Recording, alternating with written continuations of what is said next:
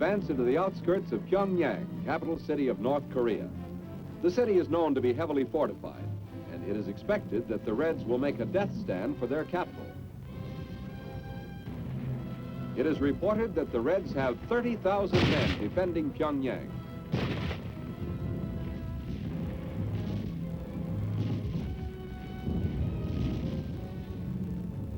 Another Red is added to the 75,000 captured so far.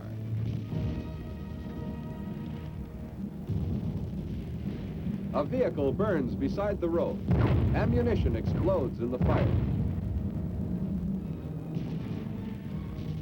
The attack is led by tanks as the 1st Cavalry advances under fire toward the center of the city. The railroad guides them.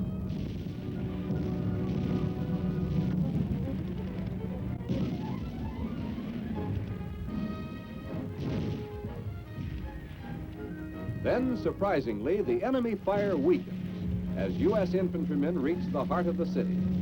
The Reds are withdrawing.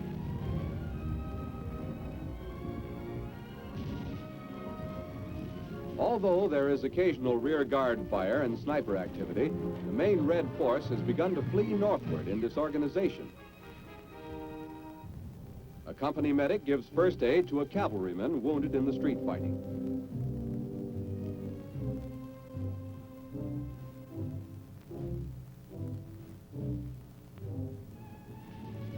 As the 1st Cavalrymen overrun the city, South Korean troops join them. The ROK forces met heavy resistance on the east side of town, but finally fought their way through after 6 hours. They are following the retreating enemy northward. An estimated Red force of 30,000 is now fleeing Pyongyang. South Koreans and 1st Cavalrymen join forces, decide their zones of action, and move on. In the eastern area of Pyongyang, near the Taedong River, the South Koreans encounter a pocket of enemy rear guard troops and pause to wipe them out. Only small arms fire is necessary, as the river is crossed by bridge and assault boats.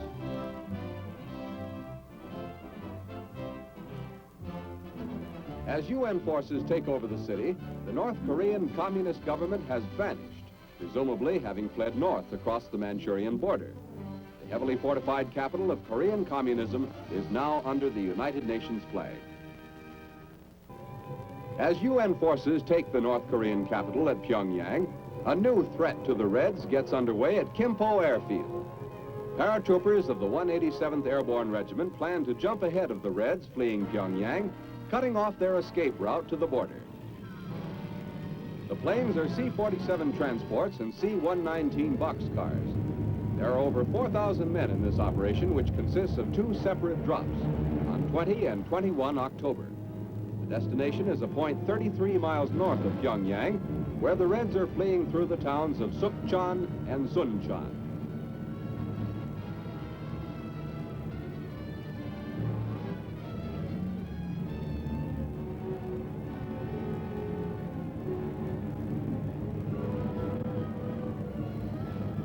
And here they go.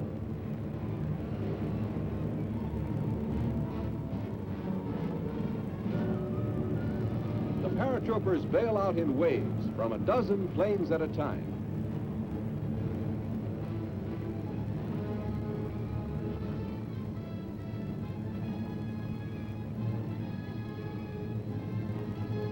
On the ground, there is practically no opposition. The attack comes as a complete surprise.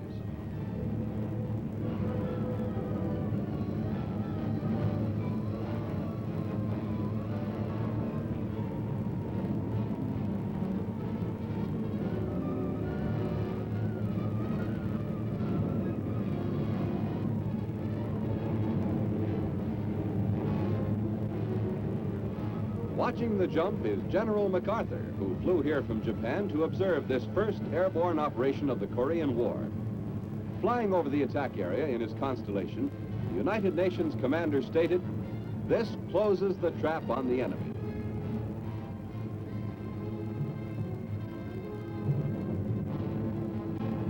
Of particular interest in this drop is the parachuting of heavy equipment, vehicles, and artillery. The equipment drop takes place 10 minutes after the personnel have landed. Most of the material lands without damage, and the paratroopers rush out to put it into action. Transportation found available on the scene is pressed into service.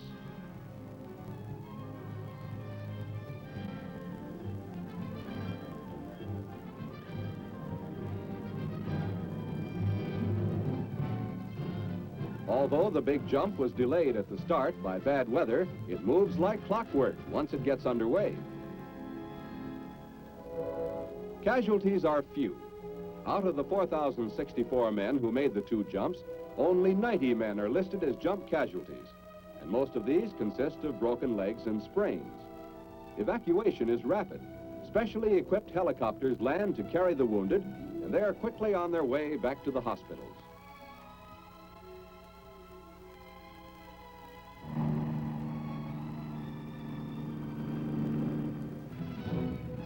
Shortly after the paratroopers take their positions, they are joined by tanks of the 1st Cavalry Division which have pushed through from Pyongyang.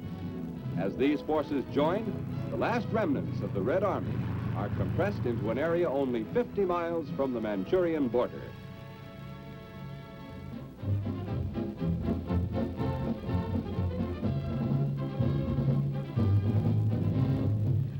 On 17 September at Busan Air Base, a transport plane arrives with the first big-name entertainer to visit the troops in Korea.